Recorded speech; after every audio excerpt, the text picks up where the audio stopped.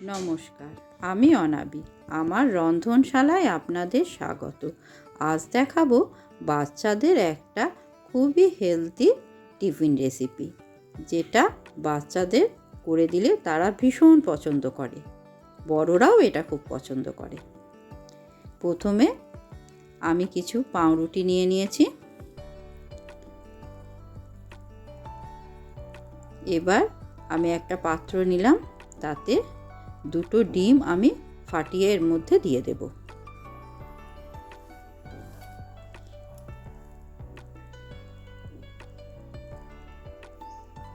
এবার 1 চিমটি লবণ দিয়ে দিলাম আর অল্প একটুখানি দুধ দিয়ে দিলাম।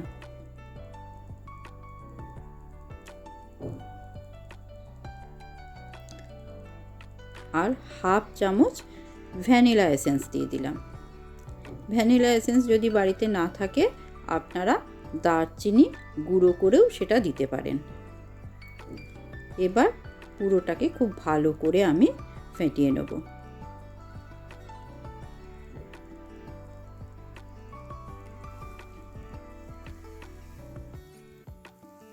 এটা ফেটানো হয়ে গেছে। এবার গ্যাসে আমি একটা তাওয়া বসালাম, তাতে অল্প একটুখানি বাটার দিয়ে দিলাম। পুরো বাটারটা তাওয়াতে ভালো করে লাগিয়ে নেব।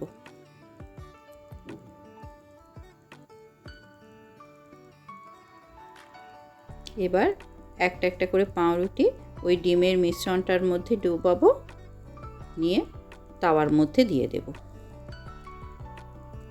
প্রথমে একটা পিস দিলাম, আবার একটা পিস ঠিক ওইভাবেই ডুবিয়ে ওই পাউরুটিটার ওপরে এইভাবে দিয়ে দেব। এইভাবে অন্য পাউরুটিগুলোও দিয়ে দেব। বাচ্চারা তো সবসময় বায়না করে বিভিন্ন রকমের টিফিন খাওয়ার জন্য, একরকম খাওয়া ওদের পছন্দ হয় না। তাই মাদের কিন্তু বিভিন্ন ধরনের টিফিন বাচ্চাদের বানিয়ে দিতেই হয়। এই রেসিপিটা একবার বানিয়ে দেখবেন, বাচ্চারা কিন্তু প্রচণ্ড পছন্দ করবে। বাচ্চাদের সঙ্গে সঙ্গে বড়রাও পছন্দ করে। খেতে অসম্ভব টেস্টি হয়, আর বানানোও খুব সহজ, খুব তাড়াতাড়ি বানানো হয়। বাড়িতে যে সমস্ত উপকরণগুলো আমাদের বাড়িতে সবসময়ই থাকে, সেই সব উপকরণ দিয়েই বানানো হয়ে যায়। এটার জন্যে অনেকক্ষণের প্রস্তুতির কোনো প্রয়োজন হয় না।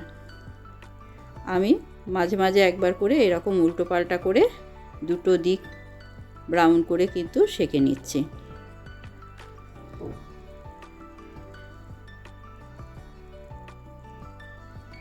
আর মাঝে মাঝে এরকমভাবে খুন্তিতে করে চেপে দেব। এবারে 1 চামচ মধু নিয়ে ওপর থেকে লাগিয়ে দেব।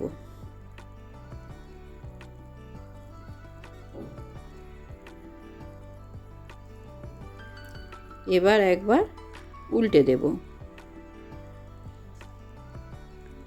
আবার উল্টো দিকটাতেও 1 চামচ করে মধু দিয়ে দেব।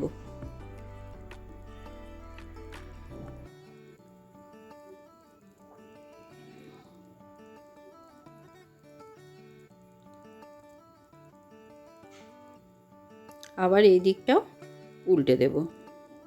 এভাবে উল্টো পাল্টা করে খুব ভালো করে সব দিকটা ব্রাউন করে ভেজে নেব। পুরোটা কিন্তু আমি লো টু মিডিয়ামে করব, হাই ফ্লেমে কিন্তু করবেন না, তাহলে তাড়াতাড়ি পুড়ে যাবে। মধুটা দেওয়ার জন্যে একটু চ্যাটচ্যাটে ভাব চলে আসে।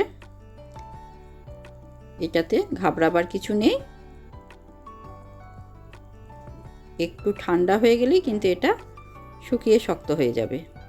অল্প একটু শক্ত হবে, পাউরুটিটা নরম থাকবে, কিন্তু ওপর থেকে মধুটা একটু চ্যাটচ্যাটে ভাবটা কমে যাবে। এরপর আমি এটা সার্ভ করব। এরকম করে চৌকো চৌকো করে পিস করে দেব। এতে বাচ্চাদের খেতেও সুবিধা হয়, দেখতেও ভালো লাগে, খেতেও সুবিধা হয়। ঠিক দেখুন, এরকম এক একটা পিস তৈরি হবে। এবার এটা বাচ্চাদেরকে বা বড়দেরকেও সার্ভ করতে পারেন। অসম্ভব সুন্দর হয় খেতে। কেমন লাগলো আজকের রেসিপি? জানাবেন। ধন্যবাদ।